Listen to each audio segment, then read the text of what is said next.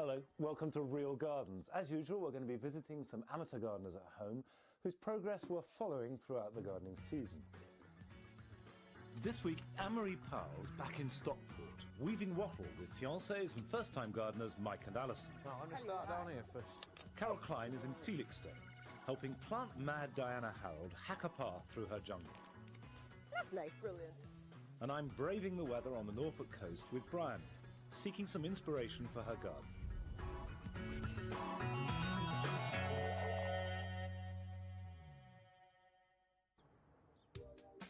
This house on the edge of Stockport belongs to Mike Woodall and his fiancée Alison Buckley. They're doing it up from top to bottom before moving in when they get married next spring. The garden needs almost as much work as the house, and when she was last here, Anne-Marie helped Alison and Mike to cut down some overgrown trees.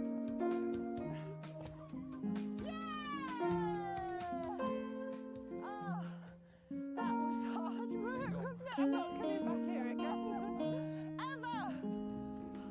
Whatever she may have said, Anne-Marie is back, and impressed with the progress that they've made since her last visit. Oh, no, it fills me with terror, this garden now. I was having nightmares last night about what you'd get me doing this time. I see you brought the weather again. I know! It's horrible. Is it always like this in Stockport? It's terrible. Yeah. You've done quite a lot down in this area, though, haven't you? It looks clearer. Yeah, we have. We've tried to clear what we can. We've got rid of all the rose bushes, all the brambles. There's still a lot to do, isn't there? Yeah. We want to start with the veg beds. That sounds good. Because we bought some seeds. Oh, right, okay. We've got some manure and some topsoil. Yeah. Do Got you some want- herbs. We bought some herbs as well. Organised? Yeah. So where's this going to go? Should we have a look? Yeah. Right, I think that's quite wild. That's going to be our wild area, isn't it? Yeah. I think we should have them sort of about here, right in the middle. You've got sort of two curved beds coming down here. Quite big, because if we're going to do it, let's do it big time. And you can actually walk between here into a separate part of the garden just down here, can't we? What do you think? Yeah, it's great. Good idea. Yeah. The only thing about the soil is it's very boggy, very clayey. Yeah, I've noticed it's really wet, isn't it? So why don't we raise them so we have some retaining structure and actually raise the soil so it keeps them nice and dry. And it's easy to manage then as well, isn't it? Really, Do you think? it's a great idea. So let's measure up, basically. We want to make two semicircular beds on either side of the garden with a nice wide space in the middle. It's just 7 metres exactly. Alison, do you want to put a piece of wood at 3.5 so you know where the middle is? Does it tell me where it is? Yeah, read the tape measure, love. You're reading it. Who are you talking to? So each half circle will be 2 metres across and 4 metres along the back edge. And if we swing it round like this, that's going to be the size of the bed. Quite big, that, isn't it? We're marking out the semicircle with hazel pegs. This area will now need to be cleared of turf and anything else that's in the way. I'm not getting that out. I've hired a digger. Have you? Yeah. Marvellous. That's Right, going to do the job, Won't innit? take long with that, will it? Well, if it's not going to take long, can you do that? Strip the turf, get the stumps out, and I'm going to see if I can find some materials. Probably got a driver. Do you know anybody? I'm leaving them to get on with the hard graft while I drive off to go shopping. Stripping turf off clay soil is hard work, so Alison is cutting it into small pieces.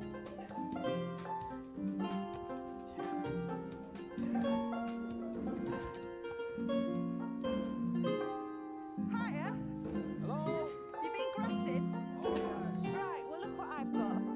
It's like a bunch of twigs to me, love it. Well, it is at the moment. Look, I've got these chestnut pails, and we'll get a sledgehammer to these and get them into the ground. We'll put them in at least that far so they're nice and stable. Because then what we'll do is we'll wrap these round and through, almost a bit like a basket, I suppose. And then we'll backfill it with soil, raised vegetable bed.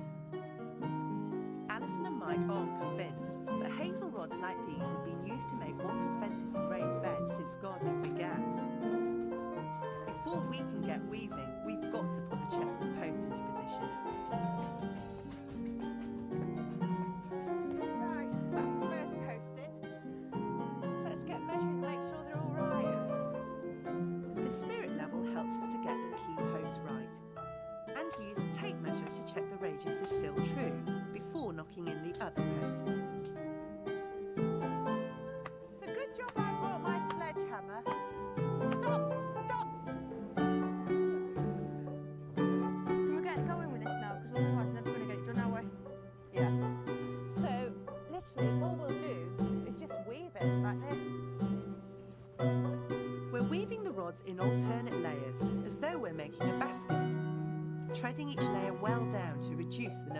hands. We're staggering the start and finish of each rod to make the whole thing as strong and smooth as possible. Lopping off the sticky out bits also gives a new finish, and means we won't spike ourselves as we walk past. It's done, innit? Honestly, it's fantastic. Good, I'm glad you like it. Really pleased with it. But we need to fill it up now. So, you know the turf that we took up? Yeah. We can put those on the bottom and upside down. It's called reverse turfs. And what that'll do is it'll just help water stay in this bed for a bit longer. We don't have to go mad with this, it's just so we can get a bond with the new soil. After turning over the soil and laying the turf, we're adding a layer of coarse horticultural grit for drainage. And then it's time for the muck. I think you've got a bit of a problem with this horse manure. Why? What's the matter with it? Well, when did you get it? Sunday tea time. Well, it looks like it was probably produced Sunday lunchtime. I'm reluctant to mix half-rotted manure with the topsoil because I'm scared it might burn the tender young plants. The solution is to add a layer of manure to the bottom of the bed. By the time any vegetable roots reach it, the manure should be sufficiently well rotted not to burn them.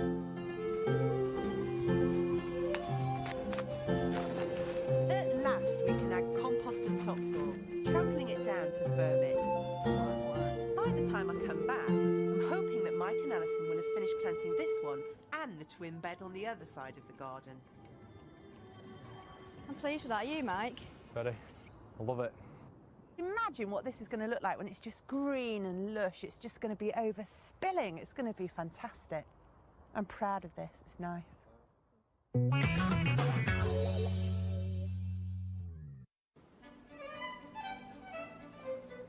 The Jacklin family moved to Norfolk from London 4 years ago, following an unprovoked attack on Martin, which left him severely disabled. Since then, Bryony has turned their 3 acres of rough pasture into a garden for the whole family, planted almost entirely with stock that she's raised herself. On my last visit, we spent most of the time laying turf. The new stretch of lawn was part of Bryony's plan to connect the 2 parts of the front garden. This has the effect of opening up the view from Martin's bedroom window. What she did was to create new gardens, gradually extending the eye.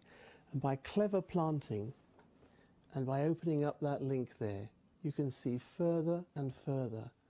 And it doesn't matter what time of the year it is, whether it's been raining, whether it's anything, you see something different and different every day. Bryony's next project is to add more wildflowers to the borders of her driveway. So she's dragging me out to the North Norfolk mudflats on a bitterly cold day to look at the coastal plants she wants to cultivate, Alexanders. Well, this is how they grow naturally, these wonderful billowy mounds of yellow flowers. So you want this running right the way down the drive? No, just little pockets of it. I love the way that they're so luscious and robust at this time of year. They don't snap. They have, the ability to cope with the wind, which is exactly what I need. Will they cope with your inland spot? Well, they naturally peter out just up the road, so I think we're in with a good chance.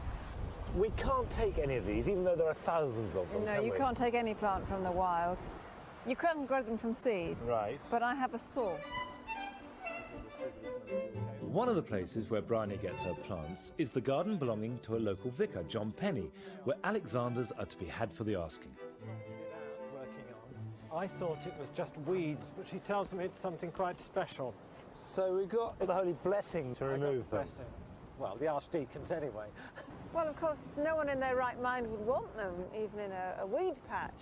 But in the right context, which is what I have in mind, they'll do just the right job. You need a thug at that in your garden. Yeah. That's not too bad. There we are. Lovely. So that looks like a parsnip, doesn't it? Well, apparently it tastes like parsnip too. Doesn't smell like parsnip, because I've eaten the stems. Like Stewed celery. them, yeah, and they're very nice. But if you let the seeds develop, you can use the substitute pepper, which is what the Romans did. So there is no finer plant than the Alexanders. Handsome thugs. Yeah. I'm going to be careful. A bit of rough in the garden, eh? Of course, the big question now is whether the Alexanders will actually survive a further 2 miles inland. So where are we going to put these? I think probably just along here. Yeah, If they're anything like John's garden, they're going to spread into the grass, aren't they? but I regularly cut this, so it'll be all right. And just a slit. Okay. So why are you putting them here exactly? But the main reason is that there are all these bulbs. There are snowdrops, followed by daffodils and tulips and bluebells. And the Alexanders and the cow parsley and their cousins whiz up as their leaves go over, so it disguises the decay. And do you think they're going to all take with these tap roots? No, I think a lot of them won't. I think the only thing to do is to cut some of the leaves off so that they're not under such a strain. Have you sort of begged, borrowed and stolen all the plants along here? Because it must be quite a lot to go right down. Would you like to rephrase that? No, you know what I mean. You do grow an awful lot from seed and cuttings and... Well, there were a lot of daffodils here already, and I've added to them. But people are very generous if they know you're interested. I've been given all sorts of wonderful plants, and it's a good way to make friends as well. I have to say, I think probably I've never gardened and been so cold in my life. Ever? Ever. I think that's code. But let's go and have a cup of tea. Oh, please, please. Your life outside Martin and the children is utterly ruled by the garden. Yeah. Where's that going? Madness, I should think. No, it's, I used to worry about it being a bit of an escape, but it isn't. What it does is puts things into perspective in a wonderful way. It gives you a sense of freedom. As well as the Alexanders, Bryony wants to transplant more spring wildflowers to the driveway, though this time she only has to go to the top field behind her house. These are lovely. It's a good spot, isn't it? These are dog violets. I've got sweet violets in the orchard. As much as I love them here, I just want to move little pockets of them into the drive where we see them every day. It does seem that you do deliberately try and take natural plants or naturalised planting and incorporate them into the garden. I mean, it's not... I'd love to, yeah. A lot of these good woodland plants do look good together, and they shouldn't be growing together. But a lot of people will say, oh, we're going to make a wild garden. Well, that's far too specific. I think just mix and match and enjoy them. You know, they're in flower for a short season. Enjoy them where you can see them. So we're just going to take clumps out? Yes, in the turf. Okay. In fact, they won't mind us at all, will they? No, they thrive on it, actually. And not only will the ones that we move be okay, but the ones that we leave behind will spread more vigorously. Right. Now, I'm going to put them along here on this front edge. So we've got the tall things on the back. Okay. And little starlets on the edge. Starlets of violets. They are nice, actually, aren't they? I really, really got a lot of pleasure from violets. Well, I think they're much underrated. But these will take over, and in fact, will make quite a big clump pretty quickly, won't it? Yeah, they will. And I don't have to bother with them. You know, they'll look after themselves. Okay, when we've got these in, I'm going to go, but I'd like to know what we're going to do next week. Well, I think you've got off a bit lightly, actually. I mean, Standing in the bitterest cold I've ever known. apart from the weather, you've got off lightly, so I think we need to do something physical. Like? We're going to mark out a new bit of the garden from scratch and do a bit of digging. And what's the theme of that bit of the garden? It's going to be called the roundel. So I like a bit of humour in a garden. Well, that certainly made me roar with laughter when you said that.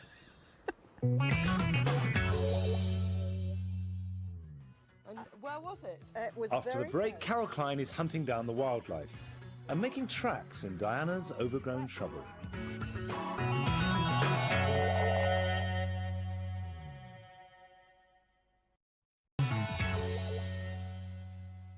Welcome back. Well, thank goodness it's got a bit warmer. And of course, at this time of year, when the weather does warm up, everything shoots at a rate of knot. And now is the time to make some basil cuttings. Got some delphiniums here. And if you take a cutting about 4 inches tall, using a bit of the stock at the bottom, just strip off the lower leaves, leaving just enough to sustain and feed what roots there are, but not so much that it's going to lose all its moisture. And you want to get it in some soil that is at least 50-50 grit or perlite or anything that gives a nice easy root run and sharp drainage, because if it sits in water, it'll rot and die. If you're just doing a few on a windowsill, get a polythene bag and put it over the top, and that will trap the respiration. You just water it lightly first, put the bag over it. You can put a couple of sticks in because that stops the polythene touching the leaves where it can rot off. And then when it's growing nice and strongly, repot it into more nutritious compost. Now, somebody who's a plantaholic would know all about that sort of thing is Diana Harold, and Carol Klein has gone to see her in her garden in Suffolk. Diana moved into her bungalow 5 years ago, and since she retired from teaching, she's been able to spend much more time in her garden. She's an avid plant collector with a permanent surplus of plants in pots, which desperately need a home. Her wild area at the back of the garden still needs some clearing, whilst her vegetable garden, by contrast, is somewhat thin on the ground. On her last visit, to make a start, Carol helped Diana sow some cabbage seeds. Since then, Diana's been sowing every vegetable she can lay her hands on. Now, every available windowsill is packed with plants. God, you've got modules everywhere. Module mad. Brilliant. And how about our cabbages? Yes, our cabbages were a complete failure, I'm afraid. They're a bit of a sorry sight, Yes. aren't they? What happened to them? Well, I did go up to Leeds for a few days just to see my new granddaughter, and I think they might have just dried out then. Yeah, they need attention every day, but it's a good excuse, isn't it? Wonderful. But your carrots look great. So do those little round ones? Yes, they're patio carrots. Patio carrots? You've got no room for them on your patio. There's too many plants down here. Yes, but I have Look planted 7 plants since you were last here. Oh, well done. But I've Brilliant. acquired 10. Oh, that's no good at all. That's absolutely hopeless. I know. I've saved something to show you, actually. I'm a bit worried about a beetle that I found indoors. Oh, right. Look, I've put it in a jar. Ugh. Without doubt, it's a vine weevil. Oh, no. Yeah, the adult, the beetle itself. And where was it? It was very close to this beautiful plant, and look what's happened. Oh, yeah, I mean, that's a sort of archetypal sign of vine weevil damage. You know, these great big pieces chewed out the side of the leaf. And I bet you were going to find that there's not much. While the adult vine weevils munch away at the leaves of a plant, the greatest threat comes from their larvae, which live under the soil, attacking the roots. But Yes. look at this. Oh, dear. Look. Oh, it's hardly got any root at all. And Oh, look at the stem. It's really just... It's eaten all this and it's chewed all this off. That's why you find often that plants just sort of keel over. But the thing is that little beetle, were it not in there, would travel all over and into these pots, laying eggs willy-nilly as it goes. And when plants are in pots, they're very, very susceptible to damage. So, the moral of the story is, get your plants in the ground. I know, I desperately do want to, but Yeah. today I want to make this path in the woodland. All right. Please. Well, I suppose it is very pressing. Diana's woodland area is a bit of a wilderness, but when her grandchildren come to visit, they love to play here. So it really needs a bit of taming before the next time they come. Wonderful. Yes. But tell me, why is it such an imperative to do this path today? Well, the bluebells are just about to come into flower, and the children love to go through there and look at them. Yeah, I'll bet. Unfortunately, they go in there, they get stuck in there, they wail, and we have to keep going in to get them out. What are you going to make this path with then? Well, I bought some bark, and I thought it would look very good down here. Be ideal. So I suppose the first thing to do is mark it out. Yeah? Jolly good. We're going to use a long length of hose to mark out our route. To keep the path clear, we'll have to be ruthless with any plants that get in the way. I want to get rid of this right through the iris. You don't like that plant, do you? It grows everywhere, it's like a weed. This tree stump's coming out eventually, but not at the moment. And this is a much more solid obstacle, isn't it? And I've been dying to I know you cut have. it back to nothing at all. Diana insists on keeping most of this orchidor, but we're taking a good chunk out, leaving our way clear to lay the next section of path. through here. Is this hose going to be long enough? Yes, I think so. We're taking care to rescue the more precious treasures, like this phlomis, to replant elsewhere. This grisselina, which thrives in mild coastal conditions, won't suffer from a bit of cutting back. Lovely. Brilliant. We've worked our way out of the shrubbery to make the path join up with the lawn. Now it's back to the start, to dig a trench for the path. And how deep are we going to dig? Well, I think it only needs to be about 3 inches, you know? About 10 centimetres, something like that. Yeah. By using this cane as our guide, we can keep the path to a constant width. We could use a plastic liner to keep the weeds down, but on an informal path like this, it's not really appropriate. This looks like good stuff. Is it going to look all right? That's what I want to know. Oh, I think it's lovely. Don't you? Quite chumpy, actually, isn't it? Oh, yeah. The crushed bark will make a soft, child-friendly surface. To finish the path off, we're putting in rounds of timber at either end for the children to use as stepping stones. And they're for little feet, so we don't want... Little feet, so not too far apart. What do you think? Do you want one in there? Yes, I'm going to have someone going up to the tree. Because so the kids can jump in. The children climb up there. Right. So. Well, we've got to just dig some holes then and sink them in because you want them level, don't you? Absolutely level. You just sort of use them for a pattern first. Yes. These sections of elm have come from Diana's son, who's a qualified tree surgeon, but you could get them from a sawmill. The holes are deep enough to make the roundels flush with the ground. Once the roundels are in, the new path makes Diana's woodland garden a delight to explore. Right, I think it's time we gave this woodland path a little test run. It's very bouncy, isn't it? Oh, it is. It's good though, isn't it? Yes, and doesn't it smell lovely? Fit for any explorer, isn't it? Just what I wanted. Yeah, and these roundels really finish it off, don't they? They're lovely. What do you think the kids are going to think of it? Well, we shall find out next time because they're coming to stay. So great. We shall have at least 3 of them running around. Brilliant. Be nice. And what we're going to do next time, apart from play with the kids? I think the vegetable garden.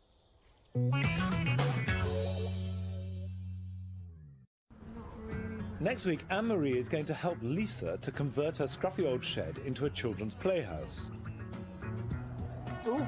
Carol is sploshing about in mud with Adrian and Debbie. And I'm back with Brian, helping her with her roundel garden. See you then. Bye-bye.